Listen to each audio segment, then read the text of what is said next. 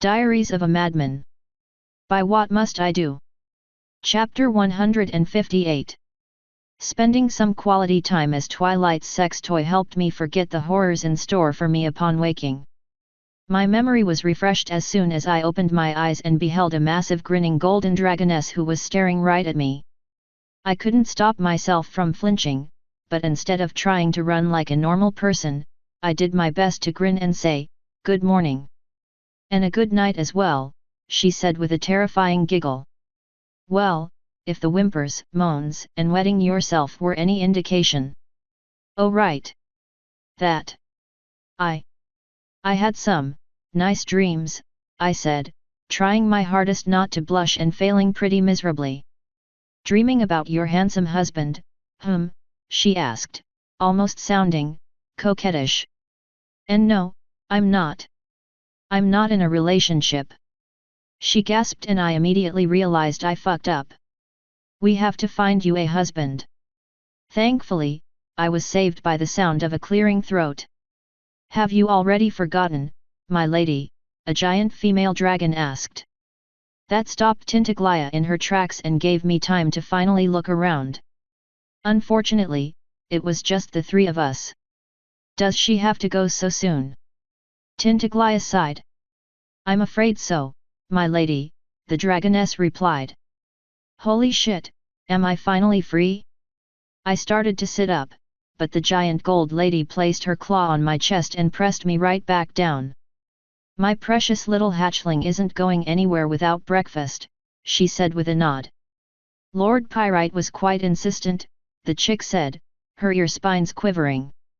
"I'm not hungry," I quickly said, struggling against Tintiglia's grasp.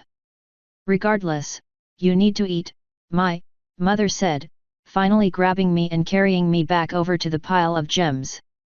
The other dragoness sighed and followed, though she did her best to stay at a distance. I just resigned myself to dealing with it, happy that I'd finally be free. She set me down in front of the pile and started poking over it. "How are you feeling this morning, sweetie?" she asked. "Do you want?" "Oh, what were they?" She looked over a few of them again before sighing and shaking her head. "Ooh, I just can't remember their names anymore." She looked at them for a few more moments before smiling and looking back at me. "Do you want red, blue, or green, honey? I wouldn't mind a sapphire." She blinked before looking at the gems in her claws. She stared at them for a few seconds before looking at the other chick for a hint. That dragoness just stared back, obviously not interested. Finally, Tintiglaya dropped all the gems in her claw and stared at the pile for a moment, mouthing the word sapphire over and over. Finally, she tenderly reached a claw out and grasped the largest sapphire I could see, a chunk about the size of one of my claws. She held it up to me with a smile. I slowly took it in my claws. "Thank you, Mommy," I said. That made her smile grow even more. The dragoness that was watching just snorted as I finally ate. When I finished it, I sat up to finally try to go, but she pushed me back down. "What next, dear?" she asked, her eyes glittering. Before I could reply, the other chick sighed and said, "Lord Pyrite really needs to see this." "Ugh, his sister, my lady."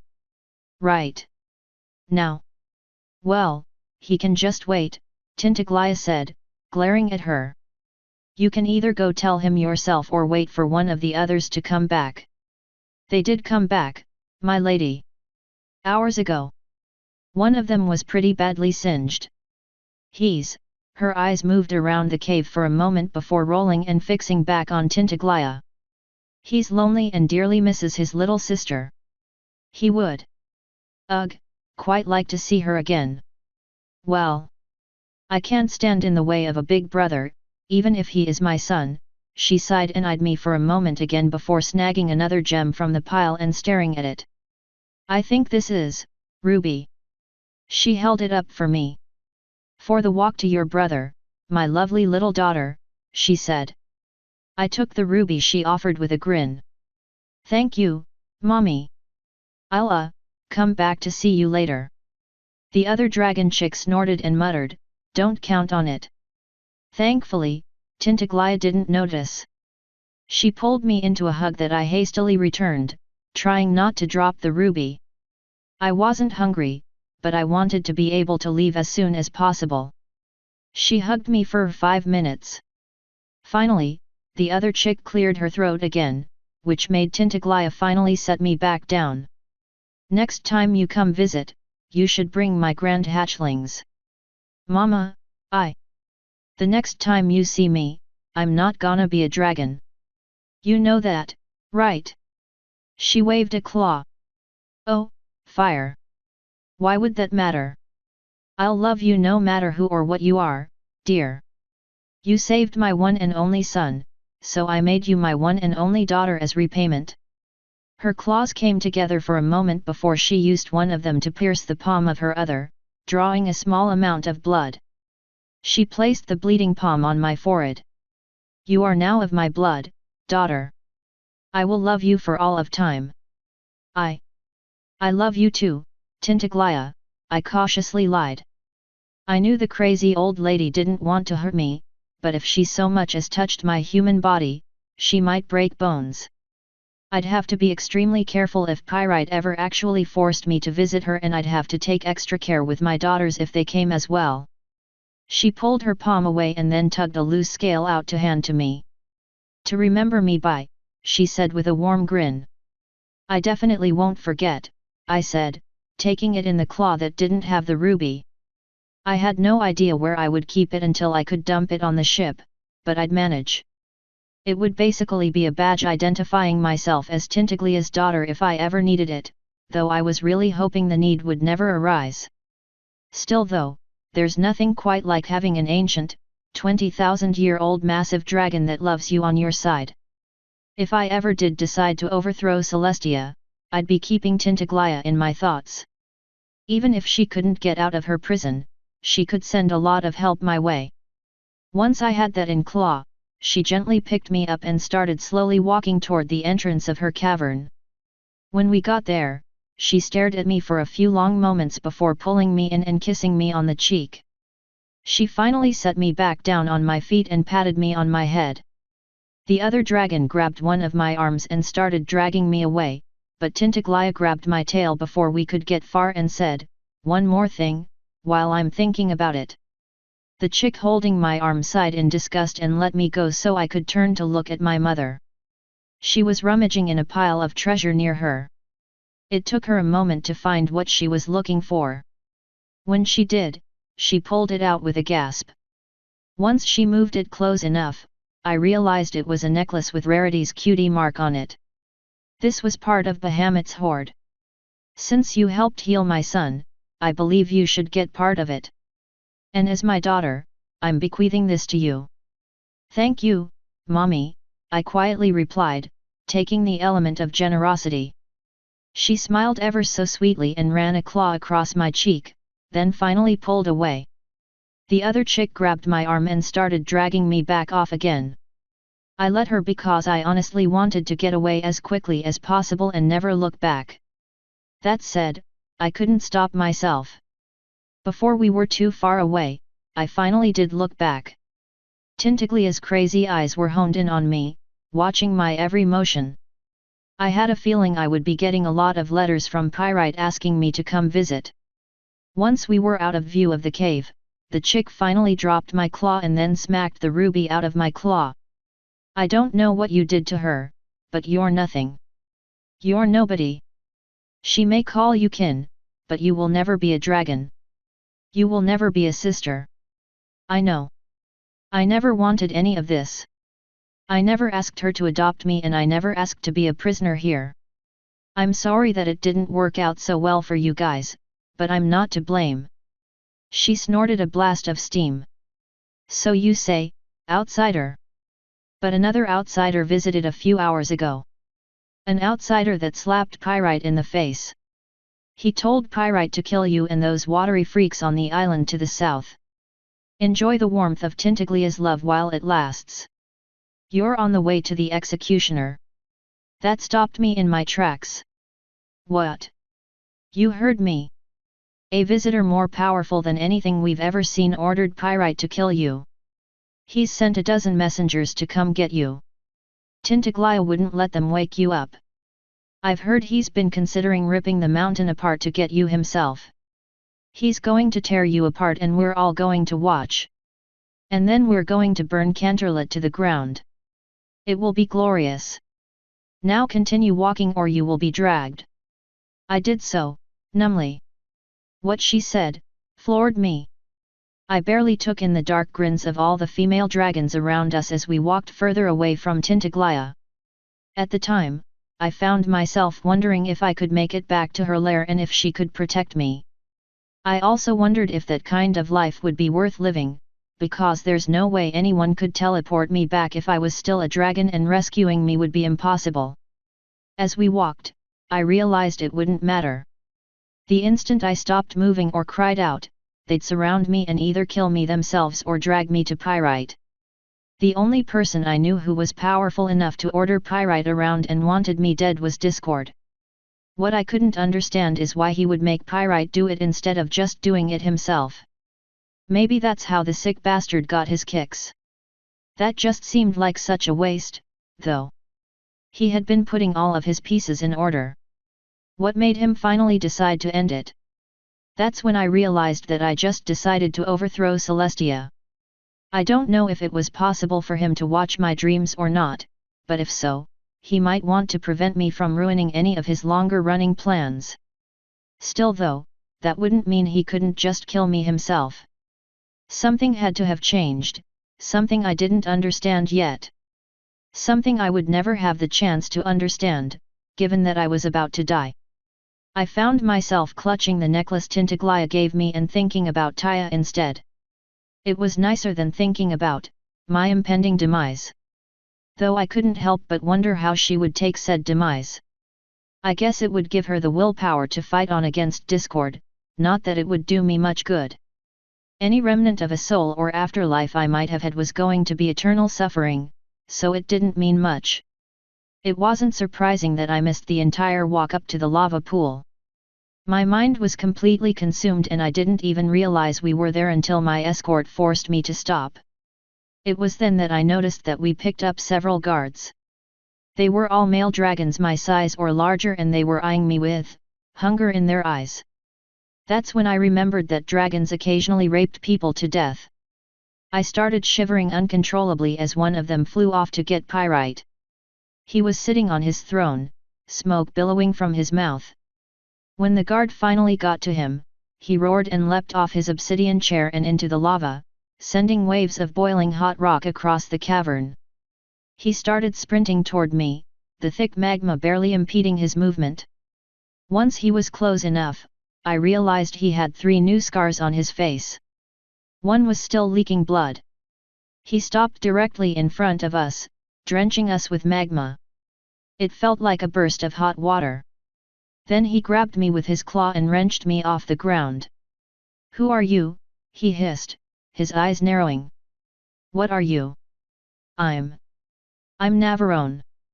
His grip tightened and his eyes widened, though his pupils shrank to slits. "If you lie to me again, you will die choking on your own blood. What is your name?" "Anonymous." He dropped me and fell to his ass, sending waves of lava everywhere. "I don't believe it," he said. I picked myself off the ground and looked at him. His eyes were fixed on the ground, though they were unfocused. "I truly... How? What's going on?" I slowly asked. His eyes honed back in on me. "I was visited by the demon, Anonymous." The demon. I didn't realize it at first because I couldn't believe he'd have the audacity to show himself now. But he did. "And he told me to kill you. He offered me the world.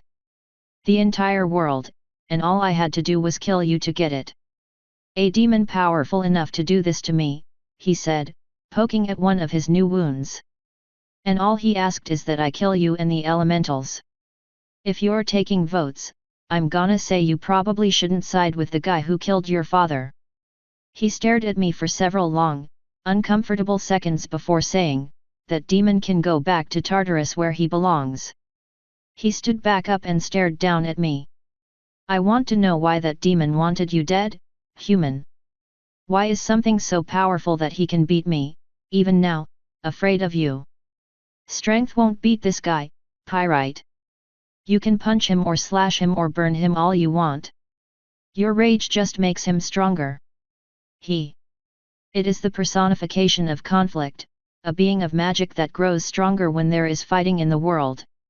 If you killed me and took revenge upon Celestia, you would fuel thousands of years of misery and conflict that would make him powerful enough to rule for ages. That isn't the way to beat him. What is? I would do anything to defeat the demon that killed my father and drove my mother to her darkness. Peace, I replied. Part of what I've been doing while traveling around the world is righting wrongs. Making the world a better place. He put Celestia in power after he beat the Alicorns and she sealed him in stone. She's started going downhill from stress and things are getting out of her control. He's free and I'm trying to kill him. If you really want him to die, you should help me.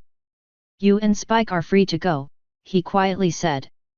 All the dragons around us gasped. He fixed one of them with a glare and said, "Go fetch the hatchling." That guard groaned and left to do his bidding. Pyrite looked back at me. I will promise you no aid, but I ask that you keep me informed. I will stay my hordes, for the moment. He looked at another one of them and said, "Fly to the island on the south coast. Inform the elementals that they are welcome in my home. For now." His eyes found me again and he asked, "Will they need any sign from you that it is safe?" "Tell the one named Brooke that Anonymous is waiting for her," I said. The dragon took off without another word, though I imagine he was bemoaning the fact that he was actually having to do work. Pyrite swept his gaze over the rest of them and said, "This person may not be a dragon, but she has helped me. She cured my mind. And she is the archenemy of the one who cast me down. If I find out that any of you intend to harm her or the ponies without my permission, you will die."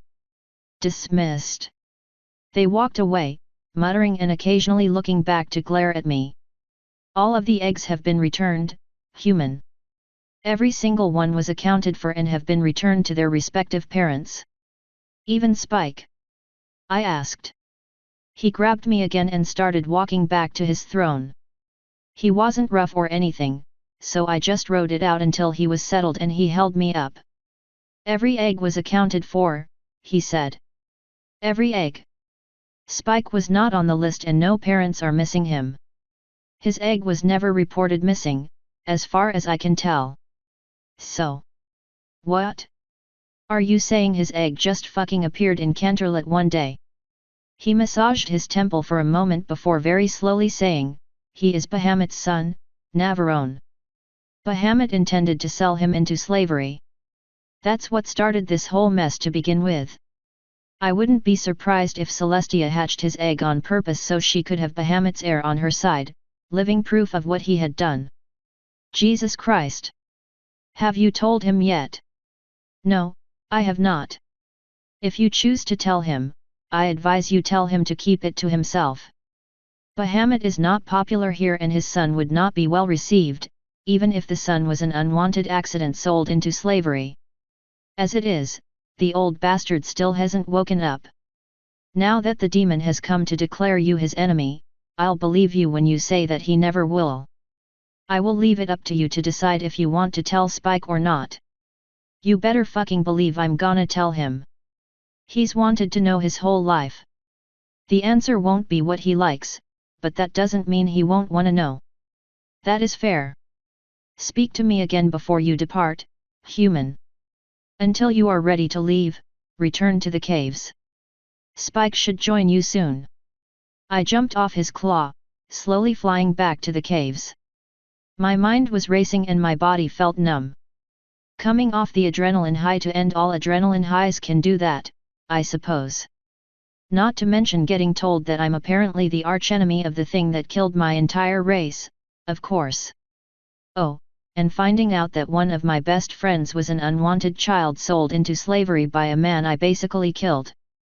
I hit the ground with a heavy thud and just sat down, staring into space until Spike got to me. As soon as he saw me, he shot across the cave to hug me around the neck. It sounded like he was both laughing and crying. I couldn't stop myself from hugging him back, holding him tightly. It felt very nice to touch someone who actually cared about me and wasn't either horrifyingly insane or trying to hurt me. For what might have been the first time ever, Spike let me go first and pushed me back. "What happened to you, Nav?" he softly asked. Sure enough, it looked like he had been crying. After a moment, I realized I had been as well. "This has been a really, really bad trip. A whole lot of horrible bullshit," I just as softly replied. "I'll tell you about it when we get home. I know who your father is, Spike."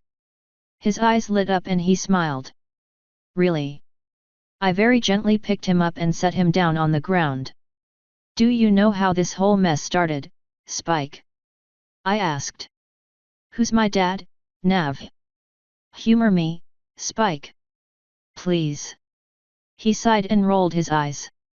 "Celestia found out that Bahamut was selling his eggs. Luna caught him, Reginald confronted him, yada yada, the ponies got one dragon egg every 10 years. Who's my dad?" "Bahamut was selling one egg, Spike." "One?" He stared at me for a few very long and uncomfortable seconds. He finally hung his head. "I wanna go home, Nav." I hugged him close. "Me too, Spike. I'm sorry for everything that's happened. I'm sorry for dragging you into all of this. If I hadn't come, you could have done this quickly and already been back home. I put you in danger for nothing." I pushed him away and stared him dead in the eye. "I did this for you, Spike. And you aren't nothing to me. Now you know where you came from. Now you know your past. It isn't a good one. It isn't nice. It isn't pretty. But you know it. You're better than that, Spike." His eyes fell and he said, "No, I'm not. All I did was drag you down on this trip, Nav. All I've ever done was slow you down. Maybe I should have just stayed in Canterlot with Celestia." I shook my head. "No, Spike. We didn't go through all of this together so you could be Celestia's pet dragon. I don't want you to be her tool. I don't want you to be Bahamut's tool. I don't want you to be Pyrite's tool. I want you to be you, Spike. I did all of this so you could find yourself. This wasn't for nothing. You aren't nothing. You may have been unwanted, but you have a place now. You may have been sold into slavery once, but you're worth more to me than any amount of money. You'll be by my side as long as you want to be." He was silent for almost a minute before his eyes tenderly met mine again. "I think I know what I want to be, Nav," he said.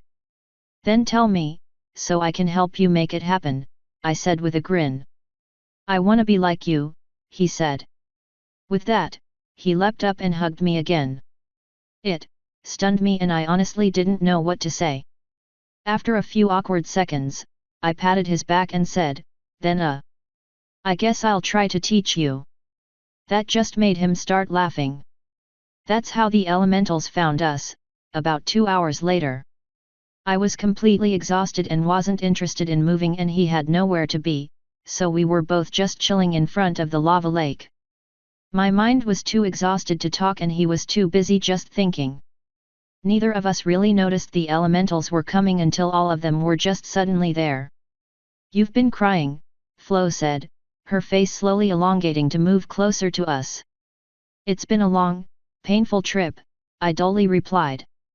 "Please, rescue Char so we can just fucking go home." "Would you care to talk first?" Brooke asked. Her eyes flashed pink, so I think she was trying to be comforting. "No, I just want to go home," I said. Brooke sighed and Flo used a watery tendril to wipe my face. That done, the sisters all converged around the edge of the lava pool and combined their bodies. "It will be nice to finally be free," Char said in my mind. "I am grateful to you, Navarone? Or is it anonymous? For some reason, my mind flashed back to the conversation Brooke and I had a few nights ago. What Pyrite said only made me think even more. Finally, I came to some manner of conclusion, even if it wasn't a conclusion that I liked. Anonymous may have been Discord's archenemy, but that was ages ago. He was dead. I was something else. Something different. And maybe the world needed a different approach, even if I wasn't sure what it was yet. It's Navarone. And you're welcome, Char. I will be vacating your body once I am released. I apologize for the intrusion. I thought fire elementals didn't apologize. This one does, he replied. I was isolated on this island for a very long time before I was trapped in this mountain, Navarone. I am different from many fire elementals, not that you have many to compare me to at the moment.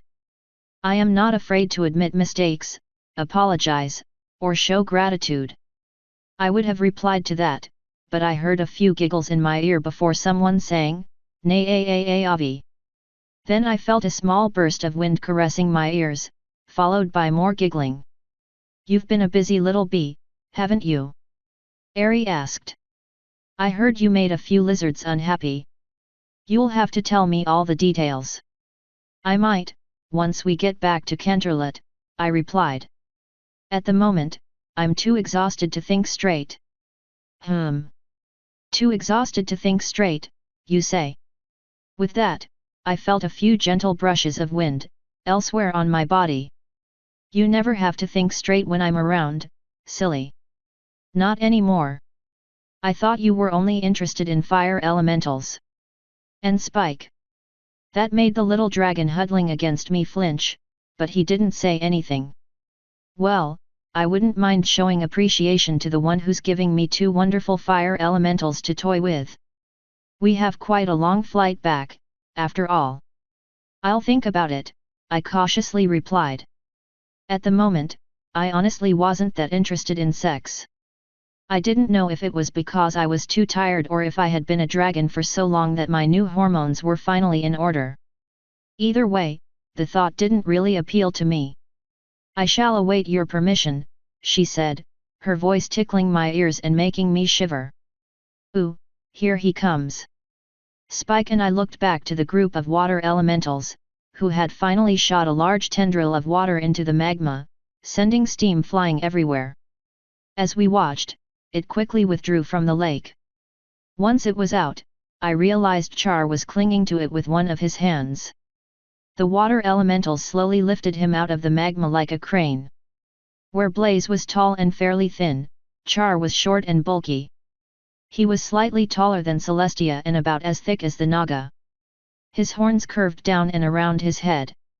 One of his claws was clutching a long whip of fire that dangled into the lava as the waters moved him over to land. His eyes stared me down until his two legs hit the ground. It looked like he was covered mostly in armor made of rock. Fire was flaring out of all the seams in the armor. Once he was down, he released the water elementals and summoned another weapon, a brutal-looking shodol. He cracked the whip against the ground and swung his sword twice before grinning and making them disappear. That done, he walked over to me and held out a hand. You have my gratitude, Navarone, he said. I took that hand with my claw and found myself forced off the ground and into a hug. All the water elementals gasped and a few of them moved forward as though to assist, but thankfully they all realized I was a dragon and he wasn't interested in hurting me. I felt a small flicker of heat in one of my ears as Char left my mind. Once he was out, he released the hug and backed away. So, shall we depart? He asked with a smile. I need to talk to Pyrite first, I said. I don't know what he wanted, but I can't just blow him off. His dick would be way too big for that. The water elementals can ferry you to the top of the volcano and I should be able to fly you back to Equestria. I'm looking forward to riding you, he replied. That made Flo turn bright green. Brooke slid forward before Flo could say anything. We can easily ferry you back, cousin, she said. In fact, we could likely ferry all three of you back. It's not a long trip and you would be much lighter than a full boat. I've been underground for too long, I said. I wanna stretch my wings. And I've longed to fly for a while, Char said. It would be remiss of me to reject Nav's offer. So be it, Brooke said, lowering her head for a moment. Then we will ferry you to the top and begin traveling to Equestria. Navarone, when you are ready to talk, we will be at the bottom of Canterlot's waterfall. Then I'll find you there, I said. Spike, go with them. I'll meet you at the top. Do I have to? He groaned. Yes. He sighed and I spread my wings. I had time to see a pink mist scooting toward Char, a big grin on her face.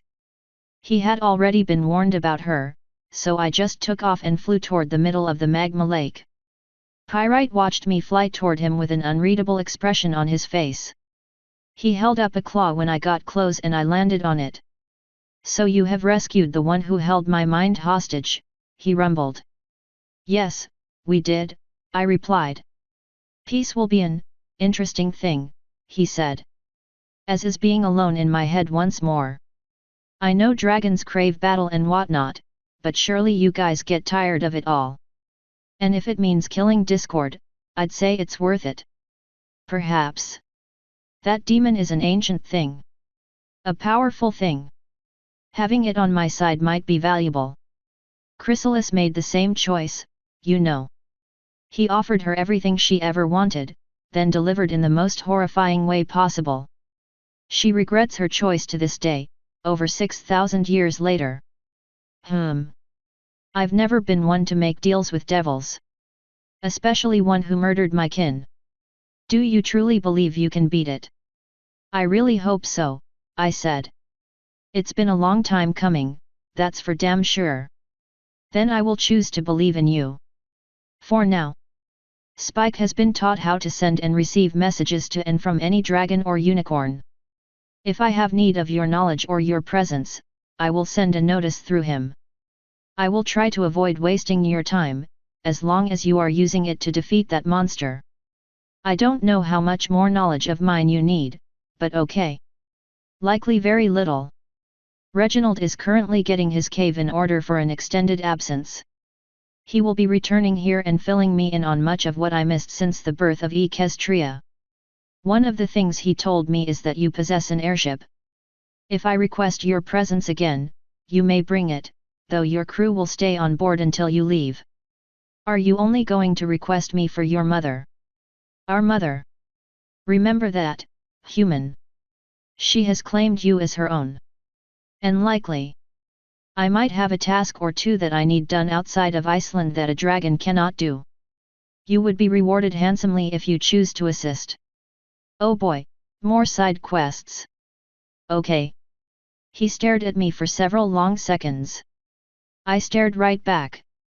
He finally said, you healed my mind and you helped rid me of an ancient enemy. You helped unite Iceland. You spit in the eye of the most powerful demon in existence, one who threatens all life. Thank you. That feels a little hollow, given that you spent a few days torturing me first. It's what I do, I suppose, I replied.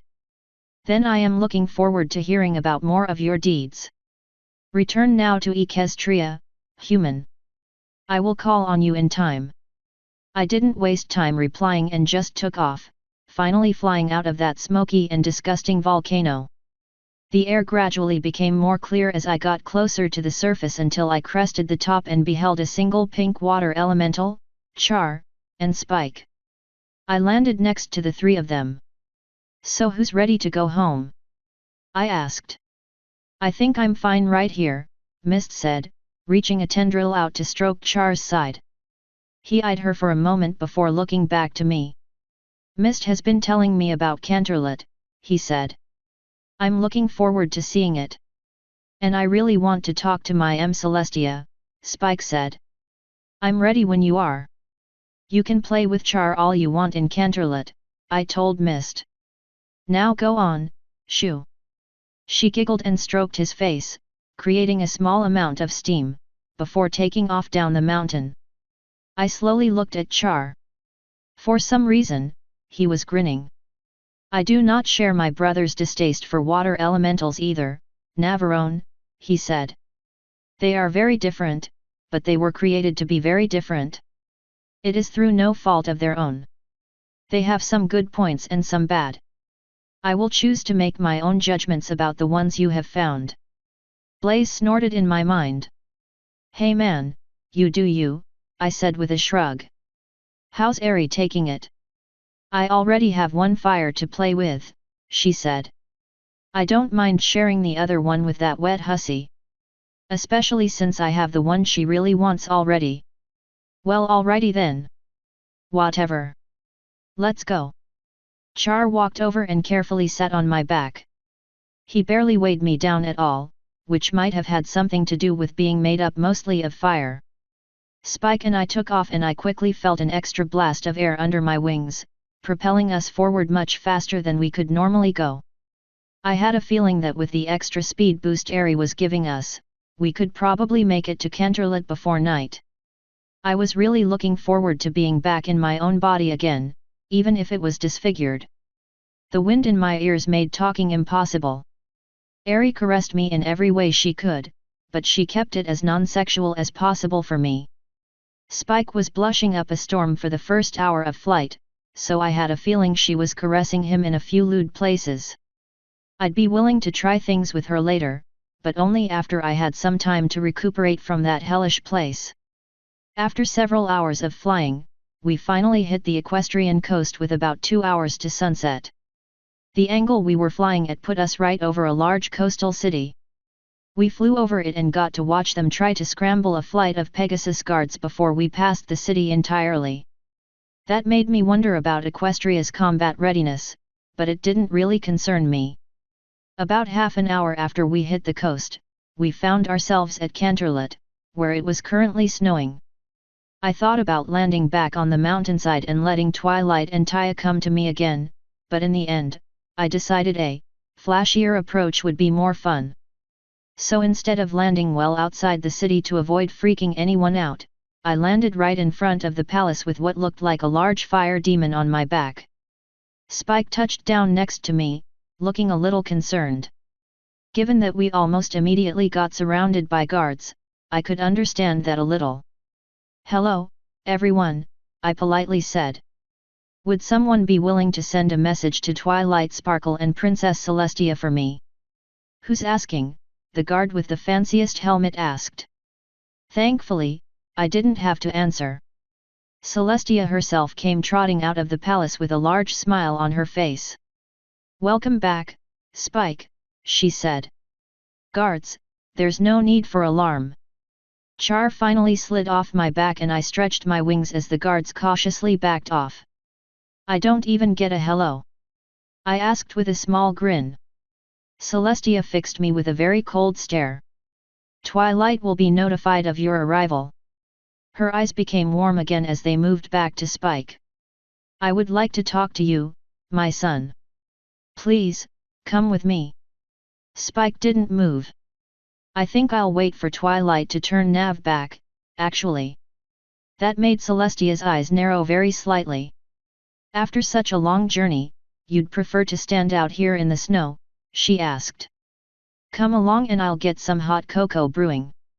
I'm plenty warm, Spike replied, crossing his arms. Her teeth subtly clenched for a moment before she let out a small sigh. Very well. She trotted forward to hug him, at least. He didn't hug her back. It's good to see you safe, Spike. Join me in the throne room when you are ready to speak. After a few long and awkward seconds of him just standing there, she slowly let go. She eyed me for a moment before looking at Char. Hello, Char. I am Princess Celestia. Welcome to Canterlot. He actually bowed, though it wasn't a very deep one. Greetings, Princess. I ask permission to stay here until Navarone returns to his journey. You have it, she said with a nod. If you would care to join me, I can lead you to where Blaze is currently staying. He looked over at me. Do you require my presence for anything, Navarone? He asked. Not at the moment, I said. His gaze moved back to the big horse. Very well, princess. Right this way, then, she happily said before trotting off. 2 of the guards joined her and the rest went back to their normal positions. Char followed her into the palace. Once they were both inside, Spike let out a deep breath. I don't think she's very happy right now, he said. I'd wager you're correct, I replied. Airy, are you still here? I am indeed, my lovely dragoness. Would you mind finding Twilight and asking her to join us? I asked. As you wish, though after that I shall join Blaze once more. She floated away, singing softly. I sat on the tiled ground, doing my best to get comfortable. So now what? Spike asked. Now I get turned back and go hug my daughter, I said. And you can go talk to your mother. W without you. Dude, I get the feeling she really doesn't want to see me right now. And I also know she wouldn't do anything to hurt you. That said, if you want to borrow my ring, you can. Just don't wear it for any longer than necessary. He clacked his claws together a few times and his ears started twitching, but he didn't say anything. We didn't have to wait too terribly long for Twilight to show up. That was good, because we attracted a lot of attention by landing in the city and a few private citizens were eyeing us from the safety of the gates with curiosity. Twilight trotted out of the palace with a smile on her face and walked right up to Spike to hug him. He hugged her back. Man, he's getting all the hugs today, I said with a sigh. You can wait your turn, Twilight said, gently swatting my side with magic. Thankfully, my turn came right after that, though she could only hug one of my legs. I patted her back with the other one. Once that was done, she backed away and looked me up and down, then stared at what I still had clutched in one of my claws. So you found the element of generosity, she said. Yep. Bahamut had it, apparently. Discord also showed up, told Pyrite to kill me, and smacked him around when he refused. Her eyebrows lifted for a moment before her eyes turned blue. You should have informed us of this, Aqua said. The last time I gave you news that you didn't like, you beat the shit out of me. Until you learn not to shoot the messenger, I ain't gonna tell you shit in person. Are you still mad about that? She asked. Yeah. TCH. Get over it. Before I could tell her to go fuck herself, her eyes went back to purple. That didn't stop me, though. Go fuck yourself, Aqua. She told me to stick my tongue out at you, Twilight said. But I'm not gonna. Good. I don't reckon you could turn me back now, could you? Her horn lit up and 2 things appeared.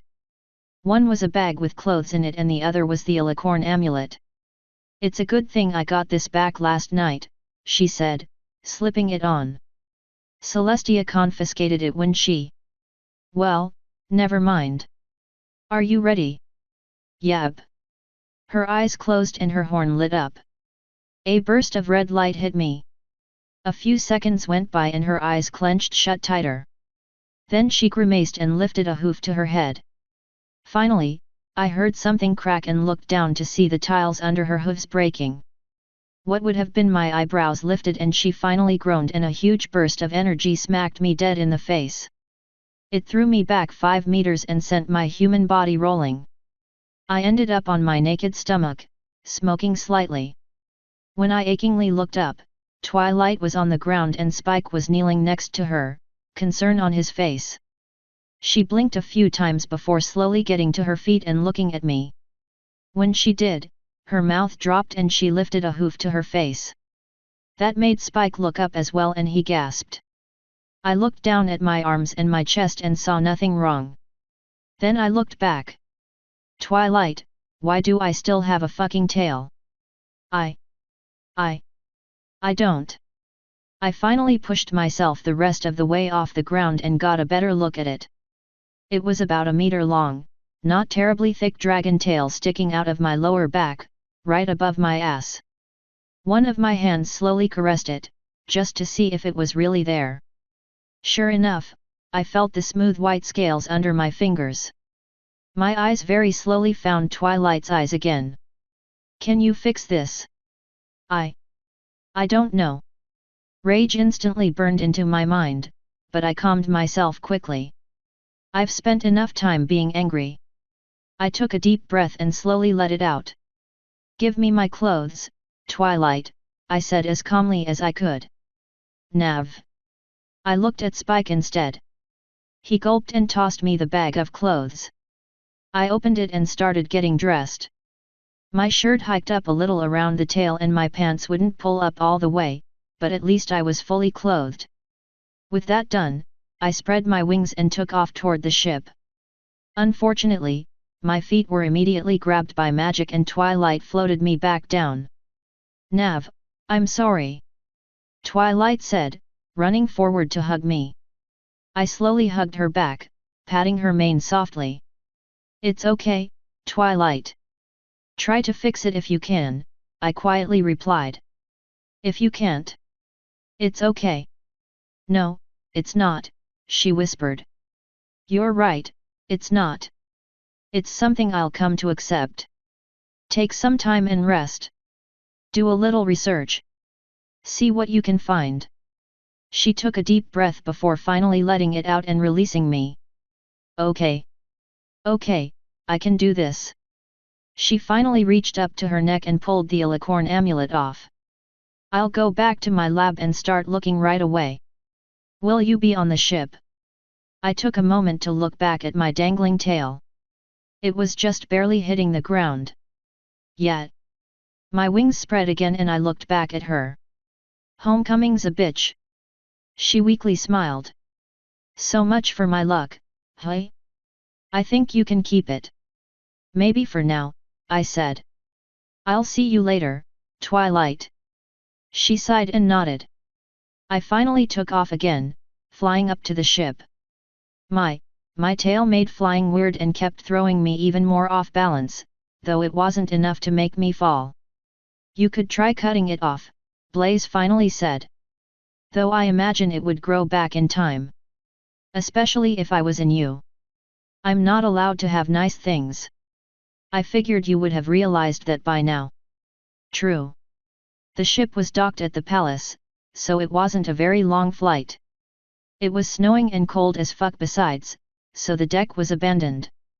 I slipped below quickly and went straight to my room, where I found Taya wearing my largest shirt and cuddled up in my bed, reading. She looked up at me with wide eyes before smiling and trying to jump out of bed. She failed and face planted because she was completely covered in blankets. I tossed Tintiglia's large scale and the element of generosity aside so I could walk over and pick her up, then fall into bed with her. Her filly body was very soft and she smelled like blueberries for some reason, so I cuddled her as tightly as I could while laying on my side. I didn't want her to see the tail just yet because it would make her stop hugging me for a while. I missed you, I sighed into her head, before kissing her hair. I missed you too, Mommy, she replied. She couldn't hug me back since she was trapped in the blankets, but she still tried to snuggle closer. Did you have fun? No. I do have some good news, though. You have a new grandmother. What? It comes with some bad news, I'm afraid. She's a 20,000-year-old completely batshit crazy dragon who's trapped underground. What? I started telling her the majority of what happened, leaving out a few minor details here and there and all of what happened in dreams. She didn't get to find out that Pyrite tortured me or that I murdered a dude and trapped his soul. But for the most part, she got the whole story. By the time I had finished, she managed to twist and turn enough to get her legs out of the blankets so she could hug me back. You always have so much fun without me, she sighed, actually sounding disappointed. I almost died. Several times. And I almost got raped. A few times. And I got tortured. A bunch of times. How's that fun? As often as you talk about playing dress up, I figured getting to be a dress-up doll would make up for the rest. Taya, I am not above dressing you up like the prettiest little filly ever and taking you shopping. She fell silent for a few seconds before saying, I'm glad you're back, Mommy. I'm glad I'm back too. Although I do have a little bit more bad news, I'm afraid. I swung my tail into view. Twilight fucked up and left me with this. She gasped and placed her hooves on my body and pushed herself up to get a better look. You have a tail. Oh, is that what that is? I thought I just had a really big tapeworm sticking out my ass. Gross. She hopped the rest of the way off the bed and gently batted it with a hoof. I let her toy with it for a few moments. And you can control it like normal. So far, yet. And you can feel everything. Yep, though it's pretty muted because of the scales. Hey. She stopped poking it and gently pulled on it with magic. So what are you gonna do with it? Twilight's looking into ways to get rid of it now. If she can't, I guess I'll have one more thing making me a freakish abomination of nature. Daddy, it hurts when you call yourself that. You know that, right?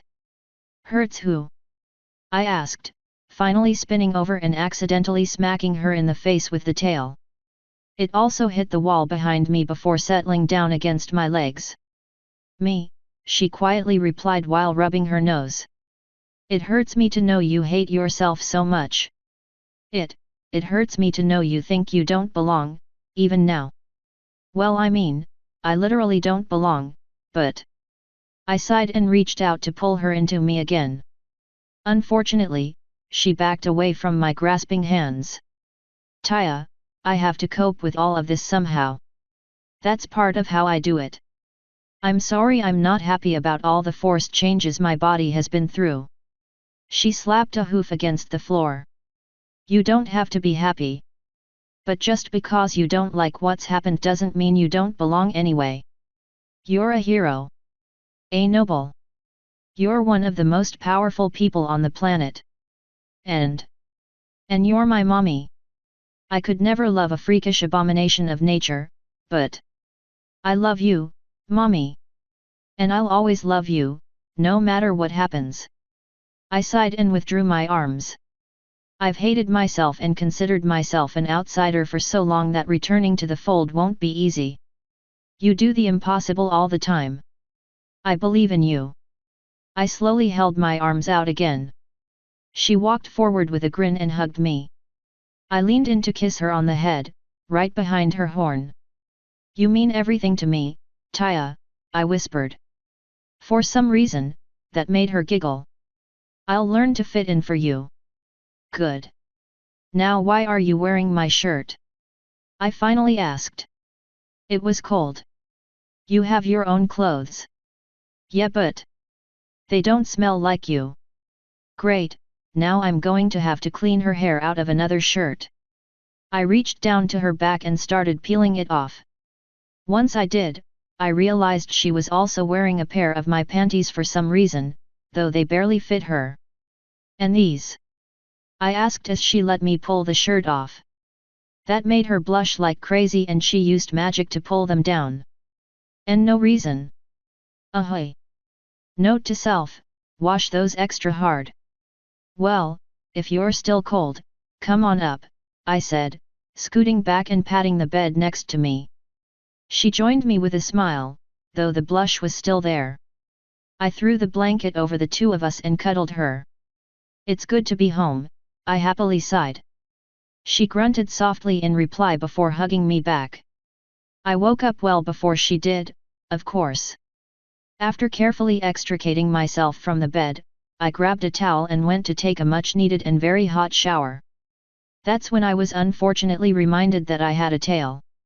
It stuck out of the shower at almost every angle I tried, but I managed to get clean without splashing too much water everywhere. Once that was done, I got dried off as best I could and walked back to my room, though I had to leave my top uncovered because the tail was still in the way. That meant when I ran into Watcher in the halls, he got a good look at my chest, though he didn't take a long look. I was wondering if you'd survived, he said with a grin. Welcome back, Nav. My body may have survived, but it did so with an unwanted addition, I said, turning my body so he could get a look at my tail. He let out a low whistle. You're just collecting all kinds of odds and ends, aren't you? He prodded the end of it with magic before shaking his head. How'd this one happen?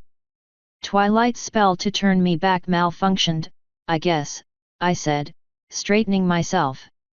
I don't know why. It worked just fine before. One of his hooves moved up to his chin for a moment before he grunted. Gems. I bet you had eaten several of them before changing back. If they were still in your system, they would have greatly affected any magic used on you. Especially if you ate any blood gems while you were there. God damn it, no wonder. As far as I know, I didn't. But I guess that might explain it. My life is designed to be suffering, so I just assumed there wasn't a reason. All things told, that's also a fair assumption. I assume Twilight's looking for a solution. Yep. Once she tells me there's nothing she can do, I'll start getting some clothes modified. It's a good thing I hate dresses so much, because I don't think I could wear any with this stupid tail. Sure you could, he said with a smirk. But only really frumpy ones. I bet they'd hide the tail, too. Ooh, or you could let the tail ride the dress up and give everyone a nice view. What happened to not being old enough to be lecherous? He shrugged. I'm older than I was then, aren't I? Maybe I'm a sudden onset lecher. I rolled my eyes. Whatever. Did you have any luck in the Crystal Empire? Yes, he replied with a nod. I found a few books on demonology. I'm now working on collating all the information my teams have found into a few reports. I imagine we're going to find more as the ship starts traveling. Cool beans. I also happened to find a few flowers that I believe Celestia will enjoy. His horn lit up and they appeared next to him. They floated on over to me. I imagine she'll be eating breakfast shortly, if she isn't already there. I eyed the bundle of wild flowers for a moment before taking them. Thank you. I may have been planning treason, but until I decided to go through with it, I needed Celestia to think nothing was wrong. I reckon I might as well go pay that particular piper. Good luck. If she rebuffs your advances, just remember, you can always. Well, I guess you really can't do better than the princess, but there are definitely plenty of other fish in the sea. Not so sure I agree with that, but whatever. Do you know if Silverquill has found any possible homes yet? He shook his head. I haven't had a chance to ask. The ship got back a few hours before you did and she never came back to it. I believe she's currently at the hotel with Smiles. He apparently got her a good price on a room. Then I'll hunt her down later. Are you going to be around the ship today? As far as I know, yes. I have a team at the Mage Tower right now and they'll be bringing more information that I can add to our collection.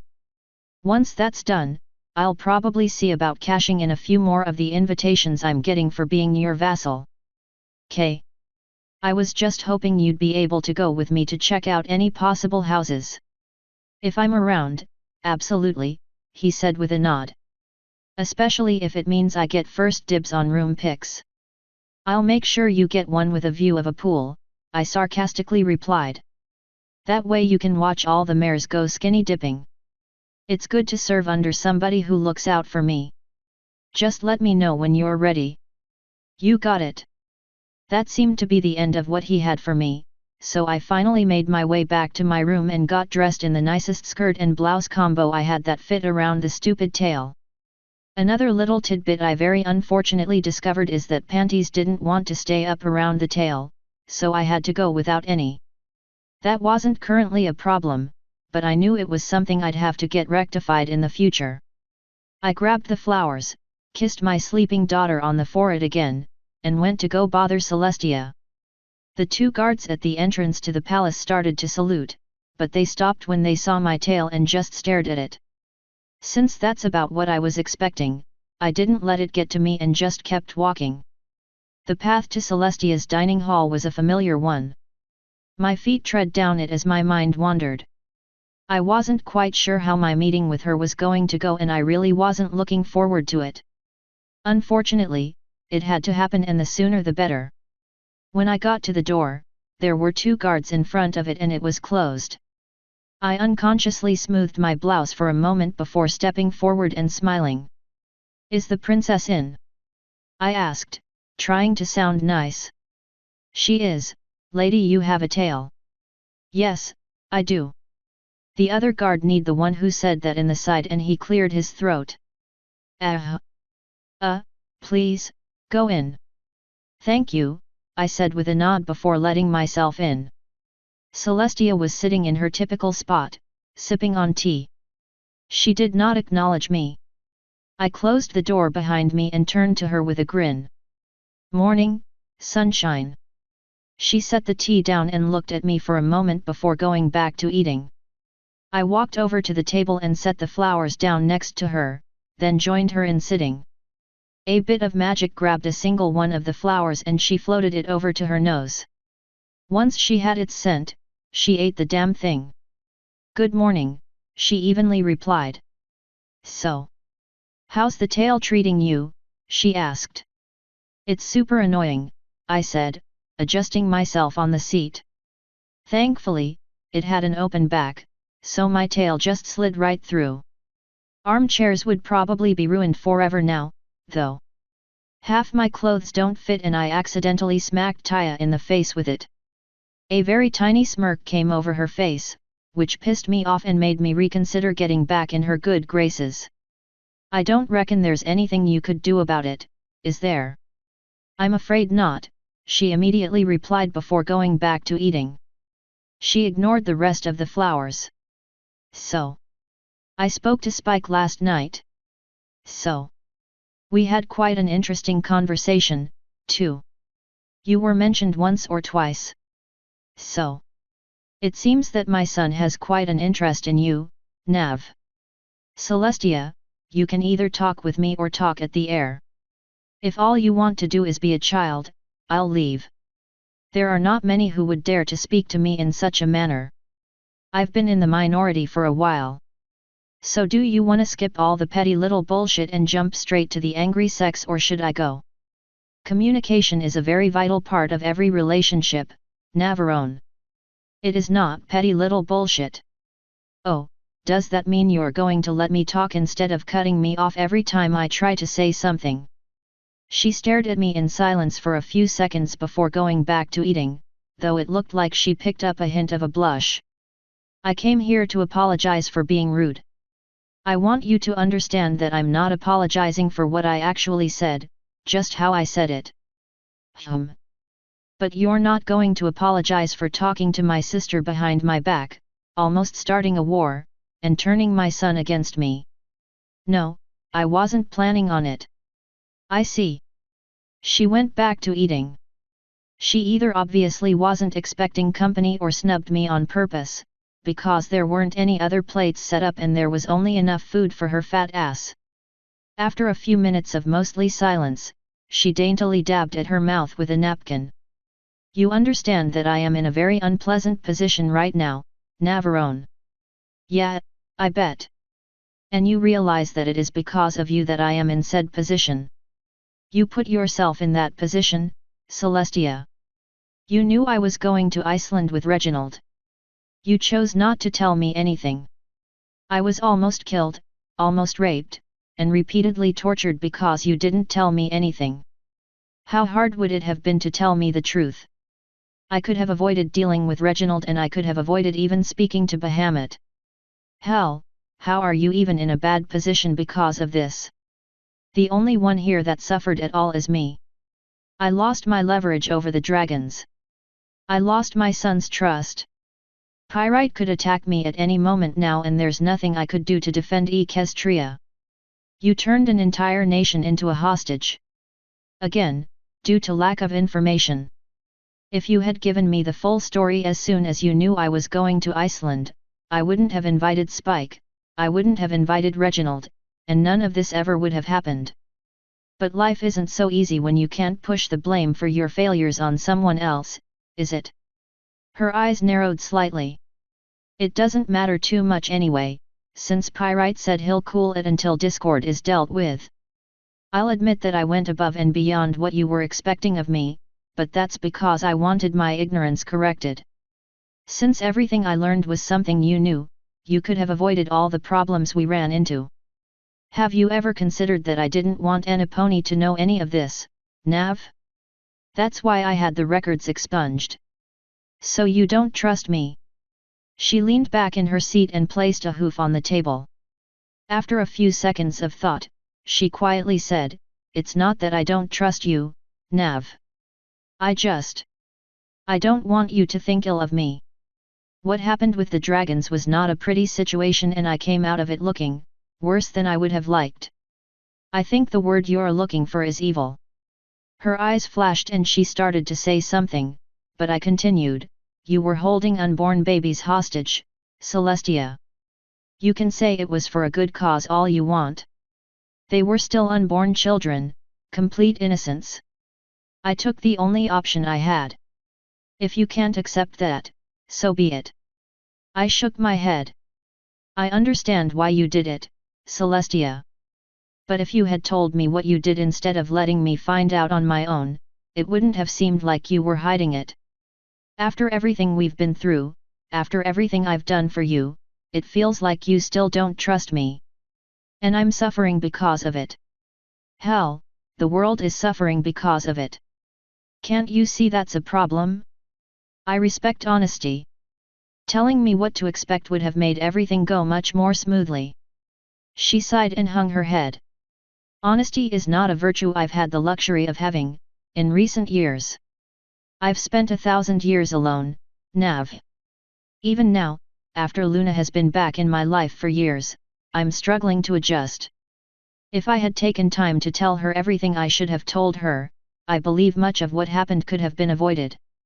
And yes, if I had taken time to tell you what the situation was with the dragons, what happened there might have been avoided as well." "I got nothing but time before the Tartarus trip," I replied. "I'm not planning on going until all my affairs are in order here. Will you tell me what I need to know before I go?" "Yes," she said with a nod. "The problem is that I don't know everything there is to know. Some of the demons were there before I came into power and some of the demons were put there by other races. That said, I can summon several for you and let you interview them, but it will take time for me to make preparations. I'll also need to call back a few of the inquisitors." "There's more than one?" "Oh, yes. There's an entire order of them. The one you met was one of the higher-ranking members of said order. Most ponies never even know they exist. Getting more than one together in one place will definitely take time. That'll be something to look forward to, then. Especially if they all look as weird as the last one. I'm also having Watcher dredge up whatever information he can find as the ship travels around trading. He's in the process of collating it all now. It will be interesting to see what I missed. My purges were very thorough, but destroying information is difficult.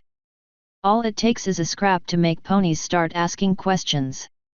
I've done my best to silence any such questions, but it can be difficult to do so in such a way that doesn't raise even more questions." She sighed and shook her head. "It can be so difficult to do what's best for some ponies when you can't even explain why what you do is for the best. God damn, you are such an evil bitch." "Yeah, I bet. So, we cool now?" Her eyes moved to the flowers and she floated another one over to eat it. "I am still not happy about your conversation with my sister. Or about what you told Spike. Oh. That said, I believe I will learn to forgive in time. Luna is likely unsalvageable anyway and Spike will return to me eventually. You may have filled his head with the dirty and damning truth, but love will guide his path back to me. I hope you aren't holding your breath, you heartless monster." Cool beans. I stood back up and smoothed my skirt, not that it did any good since the thing was ruffled. "Then I'll leave you to ruling." She lifted an eyebrow. "Leaving so soon?" "Yeah. See you later. I turned to go and started walking to the door. Not even going to give me a kiss, she sweetly asked. You didn't seem interested, I replied as I turned the handle. She didn't say anything else as I let myself out and closed the door behind me. Once I was free from her, I let out a small breath before starting the walk to Twilight's room. Things went better with Celestia than I was expecting, but not as good as I was hoping. I still had a long way to go before I decided for sure that she needed to die, but the conversation we just had didn't make me hopeful. The walk to Twilight's room was calm and peaceful. There weren't too many servants out and about, though all the ones I passed stared at my new tail. Thankfully, none of them bothered me about it. When I got to her door, I took off one of my shoes and smacked it against the stone door so I wouldn't hurt my hand. A minute went by without an answer. I got tired of waiting and tried the handle. It was unlocked, so I let myself in, hoping to catch her doing something naughty. Instead, I caught her passed out in a pile of books. She was drooling all over one of them and cuddling up to another one. She didn't notice me walk in, so I went to her bathroom and got a towel, then walked back to her and gently prodded her with one of my feet until she flinched and woke up. Her eyes jerked around the room before settling on me. I handed her the towel. What? Oh. She grabbed it with a hoof and wiped the drool off with a blush. Good morning, Nav. It'll be a better one once you cut this tail off, I replied. So lay it on me.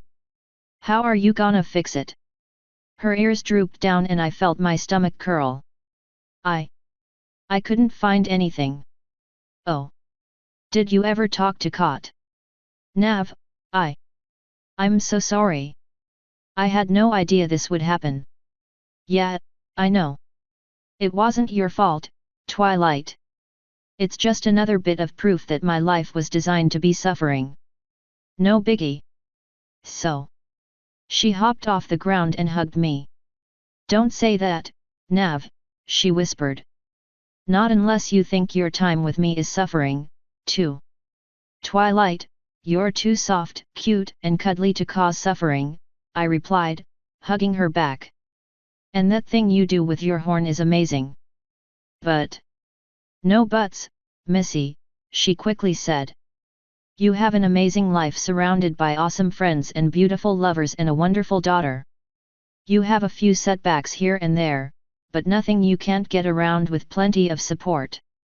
So don't you dare tell me that your life is suffering or that you hate everything, because I'll follow you around listing all the great stuff until you admit you're wrong. Oh, so you're going to annoy me into submission? Yes. And there's nothing you can do to stop me.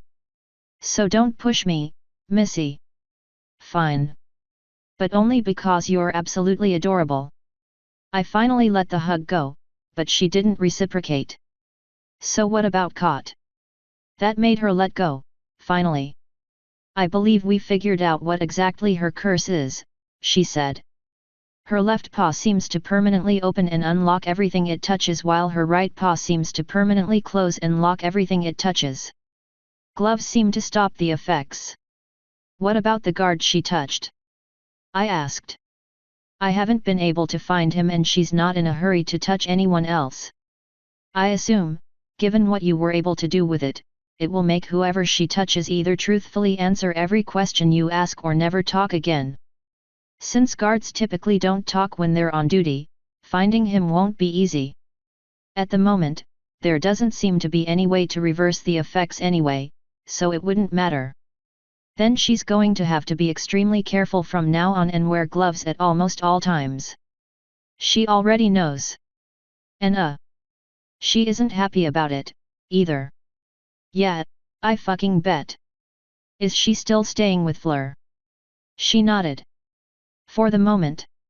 She wanted to return to the palace as soon as she realized the extent of the issue, but Fleur talked her into staying. She's been a big help so far. That's going to continue, with luck.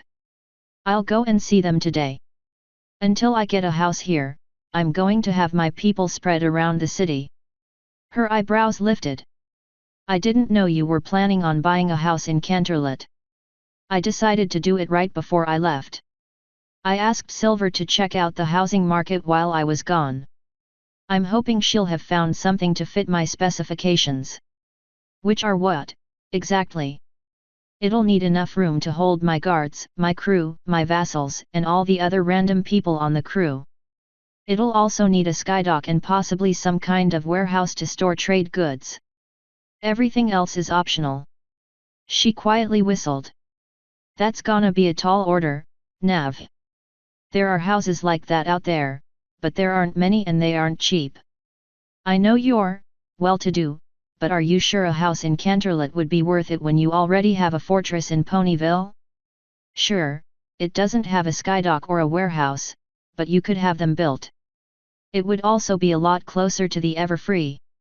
I reached out and ruffled her mane, because I knew she would make an adorable face when I did it. Sure enough, her nose scrunched up and she backed away and shook her head to straighten it. Silly Twilight. I'm a noble now. I can't just avoid Canterlot all the time. If I ever want to do anything with the Everfree, I'll need supporters here. Hiding away in my fortress will make that difficult. I need to be seen here and make allies here, even if the idea is distasteful. Well, you're not wrong. I'm just surprised that you're so willing. If I ever have to kill Celestia, I want the nobles to back me willingly, not because I have the army at my back. I asked Watcher and Gord to hold me accountable. I also asked Fleur for ways to improve my reputation. In the end, I decided this would be one of the better options. It's also closer to a lot of sources of knowledge I'm going to need in the coming days. This way, I can send people all across the city to get whatever I need and they'll all be able to come back to one central location. It won't be cheap, but the money's been burning a hole in my pocket for a while now. You should know by now how lucrative writing books can be. She rubbed the back of her neck with one of her hooves. Yet. I don't think any of your books hit the bestseller list, though. Yet, mine weren't. Wait, are you telling me that your books did? Her eyebrows lifted. You didn't know? It took them a few weeks to catch on, but when they did, they spread like wildfire. Miss Shady Grey and her lovely assistant Snow White are incredibly popular right now. You named me Snow White.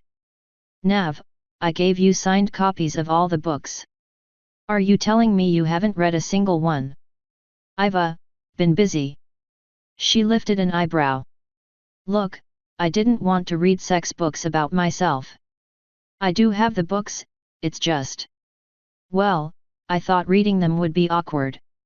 That made her roll her eyes. How many more do you plan to write? I dunno. There are a few festivals coming up that I would love to go to with you. I imagine we could find enough material in one of them to write an entire book. Especially if we actually went to Mardi Gras in New Orleans. Ugh, those two puns are just painful. Unsurprisingly, she rolled her eyes again. I'm down for whatever, Twilight. I'm going to make sure all of my affairs are in order before the trip to Tartarus. I would love some time to relax. I've never been to a real Mardi Gras. Mardi Gras. I've never been to a real Mardi Gras festival before. I've also never been to New Orleans, so. New Orleans. I've also never been to New Orleans, so I'm down. When is it? Sometime next month, she replied. We missed Hearth's warming eve, I'm afraid. You were in Iceland for New Year's. Man, time flies when you're saving the world, shows how much attention I pay to my surroundings, at least. The city had been covered in decorations, but I just flew or walked right past them. Whatever. Let me know when the festival is and I'll absolutely make time for it. She grinned and nodded. There's also an event happening up in Griffiths in about 2 weeks. I'm not sure what they're celebrating, but that would be a very interesting opportunity as well. Well, just let me know if you decide to go. After that hellish trip to Iceland, I'm down for any way to relax. I need to speak to Princess Gilda anyway. It's about time I find out just what exactly is in that old human bunker in Colorado. Her ears shot straight up. Say what now? She slowly asked. When I went back in time, I ended up in a bunker in the mountains around the middle of this continent. That bunker is where I met myself, the original Anonymous. He's the guy who created all the other races. That bunker still exists, but it's guarded by a ton of people. That's where the dream machine came from. I want to know what else is there. I've put the trip off because there were more pressing matters, but if there are any weapons or tech I could use there, I want to know about it before I go to Tartarus. I'm going with you. Good. I was planning on waiting until later, but if I'm going to be in Griffiths anyway, I might as well do it now. Why? What's in Griffiths? I did a favor for Princess Gilda a while back. In return, I asked her to assemble me a strike team capable of getting into that bunker. She's had more than enough time to get it ready. I'm going to take her people and my people and try to break into it. I'll do some digging. I remember reading something somewhere about something similar, but it's been so long and it's one of those things I assumed was a legend. I can't imagine Celestia would have hidden any knowledge about that, so I might be able to find something. I advised checking out the library in the Crystal Empire. Celestia didn't get to it before Cadance and Shiny were able to lock it down. They got it properly organized and there are huge research projects happening there right now. They've invited scholars from all over the world to check it out. I imagine Princess Celestia is not happy about that. She's not happy about a lot of things right now. That made her sigh. Anyway, does Kot still have my ring? Yes. Please be careful with that thing, Nav. I know you're afraid of magic, but after the last 2 curses, I don't think you should wear it again. I'm not planning on it, I replied. I'm going to lock it in my chest and hope I never need to put it on again. She sighed in relief. Good. That does leave you defenseless against magic again, though. Which gives me a really good reason to spend more time with my daughter. Being defenseless against magic means a lot less when you have an adorable little filly with a penchant for blowing things up at your side. Not to mention guards in general. At this point, my reputation is so dark with blood that I doubt anyone would dare attack me. Here's hoping we don't have to deal with another Pertz. He was a special case. I imagine you and Taya could have wrecked his shit if he wasn't in the middle of a massive anti-magic field. Perhaps. Anyway, what's your schedule looking like today, Nav? I need to make sure Char's settling in, then I need to find Silver Quill and see what she has for me, and then I need to find Kot and make sure she's all right. Oh. I was hoping you'd have time to help me right. I reached down and bopped her on the nose. That's something I'll always be happy to make time for. So when and where, Miss Shady Grey? She shivered with delight. Here and now, she sultrily replied. Her horn lit up and I felt something caress my lower lips. My oh my, no panties? You naughty filly. How will I ever punish you? I'm sure I can beg for a few ways, I replied with a dirty grin. Her magic lifted me up and she pulled me in for a kiss. Ah! It's good to have my luck back, she sighed. With that, she started trotting to her bedroom, with me floating behind her.